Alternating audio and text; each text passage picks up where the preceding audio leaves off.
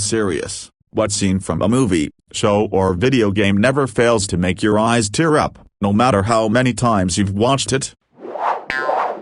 Attention! Serious. Tag notice, jokes, puns, and off-topic comments are not permitted in any comment, parent or child. Parent comments that aren't from the target group will be removed, along with their child replies. Report comments that violate these rules. Posts that have few relevant answers within the first hour, and posts that are not appropriate for the serious tag will be removed. Consider doing an AMA request instead. Thanks for your cooperation and enjoy the discussion. I am a bot, and this action was performed automatically. Please contact the moderators of this subreddit if you have any questions or concerns. To this day I sob like the biggest baby when I hear that song.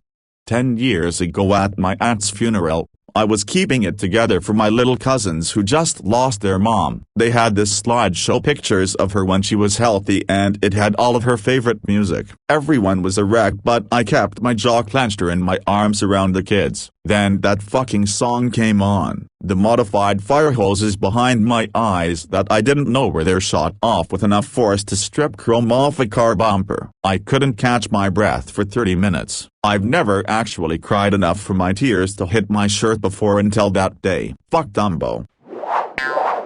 I'm tired, boss. Tired of being on the road, lonely as sparrow in the rain. I'm tired of never having a buddy to be with, to tell me where he's going to, coming from or why. Mostly, I'm tired of people being ugly to each other. I'm tired of all the pain I feel and hear in the world every day. There's too much of it. It's like pieces of glass in my head, all the time. Can you understand? I had a grandma with Alzheimer's. I loved her so much. It was quite funny to my family when she forgot things, but it kept getting worse. She died last year, from COVID, but I'm happy she did. If she had died from the Alzheimer's it would have been way more heartbreaking. But that scene from Coco, damn, it gets me every time. My grandma would sing childish songs and say random Spanish. I doubt she knew what it meant. I remember watching this when I was younger. That line hit me as something incredibly badass with some level of sentimental weight behind it, but I never found it sad. I remember thinking of it as a righteous vengeance. Then my own father died a few years later, and a few years after that I rewatched it because it had been a while. I didn't remember much beyond Andre, you killed my father, prepare to die, and the rat monster. Needless to say, that line felt a lot heavier. And she collapsed thinking only one of her sons had died. God knows her reaction when she's told she lost 3 of them. I've been in the army for almost 20 years, and you could gather every soldier who ever served in a room and ask them what the worst job in the military is and the consensus would be casualty notification officer. It is also considered one of the most honorable duties, as is casualty escort. No one wants to do it, but when asked there is no refusing it, nor any thought of refusing it. That's your brother or sister. To be the one who brings them home is the highest honor.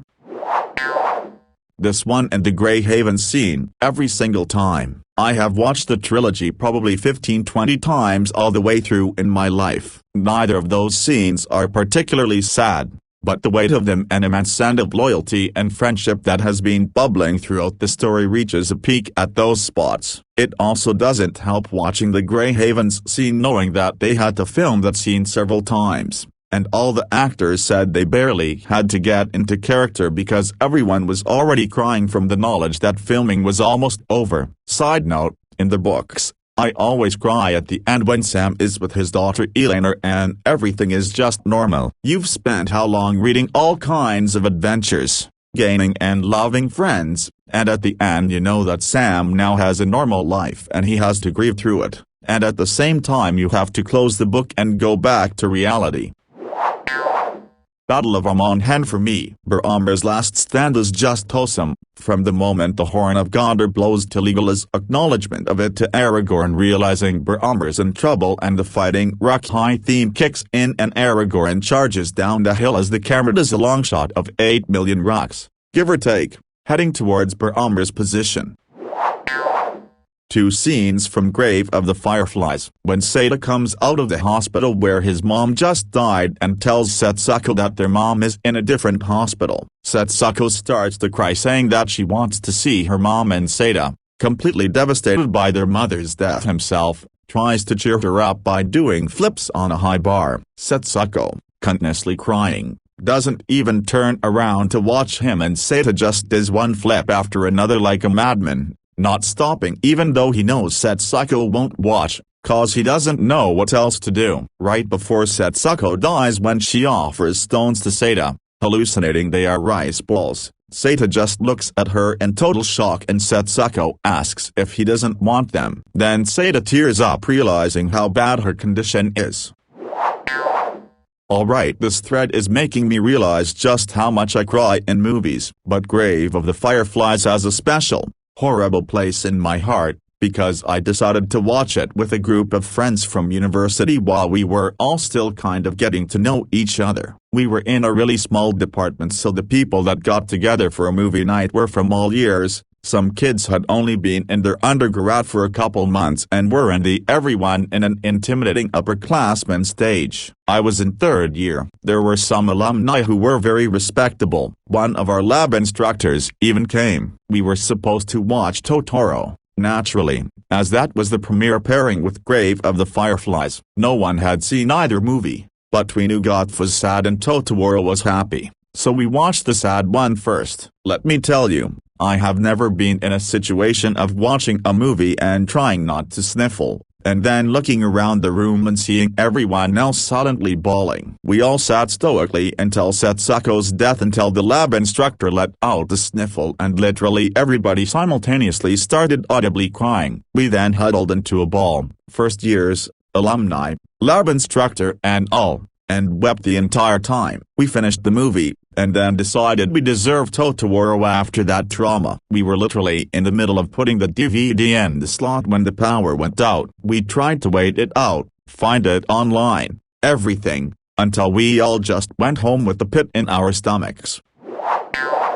I have played Detroit Become Human I don't know how many times, but one of the characters is a maid, caregiver android named Kara. She flees her human abuser along with his daughter, Alice. Their adventure is about them trying to get to safety, and particularly Canada. You can get the perfect ending for them. You can also have a series of heartbreaking endings. In one ending, they attempt to take a boat over the river to get to Canada. They are spied by the Coast Guard and attacked. Depending on what you do, it is possible for Kara to be mortally wounded along with Alice. They reach the shore, Kara holding Alice, and Kara exclaims they made it. They're free in Canada, only to look down and realize Alice had died in the water. She sobs, "I love you, Alice," and shuts down right there. It gets me every time. One of the first things Jesse does is ask the kid if he's hungry, knowing he's probably not even fed daily, then digs through the empty kitchen to get enough ingredients for barely a small sandwich. Seeing a character like Jesse, who is constantly viewed by others as a lowlife, meathead criminal, immediately shift his focus away from the dire situation at hand, the ATM machine deal, to a child that can /won't even speak, just because he appears neglected and probably not used to being genuinely cared to, I think says more about Jesse and the depth of his character than any other one seen in the series, and just thinking about him saying the "Are you hungry" line makes me tear up every time. One of my favorite fictional characters of all time, from anything.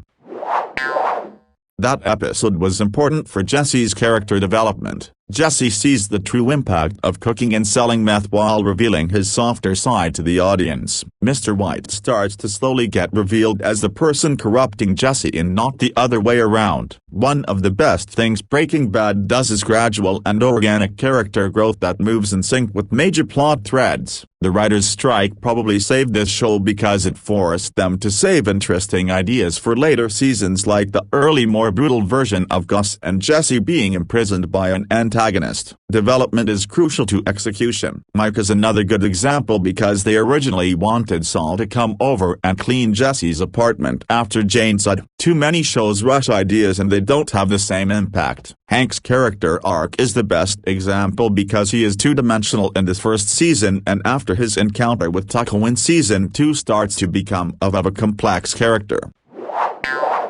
The end of both Apollo 13 and The Martian when they're safe and everyone is cheering gets me every damn time. Band of Brothers Episode 9, Why We Fight, when they find the comp at Landsberg, different times get me each time I watch it, but I've watched dozens of times and have never made it through that episode without tearing up. Mass H. Abyssinia Henry when Radar reads the telegram about Henry's plane going down. That scene where Fry's dog waits for him literally forever. I honestly won't even watch that episode anymore. Also, the episode in Criminal Minds when the Reaper gets Haley. I've rewatched the show about a dozen times and I will still cry ugly, hysterical tears through the entire episode. I think it's the mom part of me, knowing exactly what that character is thinking while she waits to die.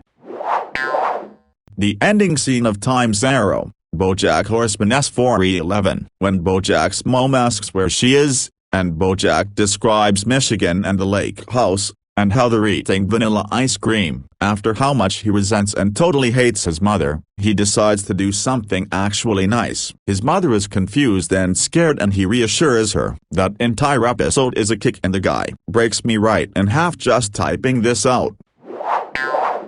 The best detail of that scene for me is her slight hesitation when he asks if she can taste the ice cream. As a kid she was never given ice cream. She doesn't know what it tastes like, and you can see that she's actually aware of what BoJack's trying to do. Rather than belittling or insulting him for not knowing that, or taking a chance to make a jab at him, she knows that this is their last real moment together and she chooses to answer in a way that comforts him and gives herself a peaceful and happy moment with him. The fact that in their final moments as a mother and son they both attempt to comfort the other is both touching and unbelievably heartbreaking.